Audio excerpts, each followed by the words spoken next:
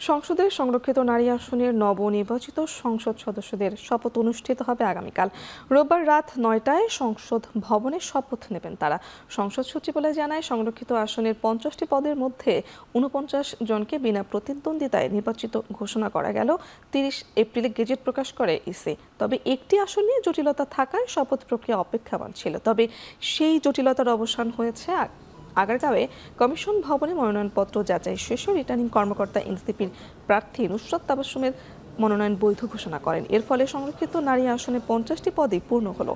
নুসরাত বলেন, রাজনৈতিক আদর্শ অনুযায়ী কাজ করে যাবেন তিনি। এদিকে এনসিপির আইনজীবী জহিরুল ইসলাম মুসা জানান, আরেক প্রার্থী মনিরা শারমিনের বিষয়ে কিছু জটিলতা রয়েছে এবং আদালতের নির্দেশনা অনুযায়ী পরবর্তীতে ব্যবস্থা নেওয়া হবে।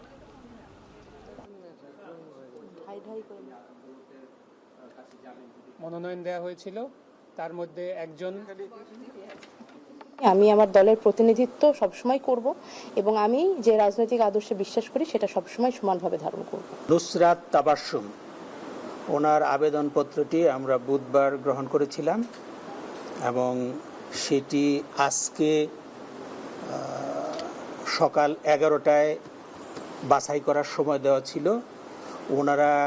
ওনাদের রিলিভেন্ট ডকুমেন্ট নিয়ে উপস্থিত ছিলেন এবং আমরা সব ডকুমেন্ট চেক করে দেখেছি এবং এটিকে বৈধ হিসেবে আমরা গ্রহণ করেছি।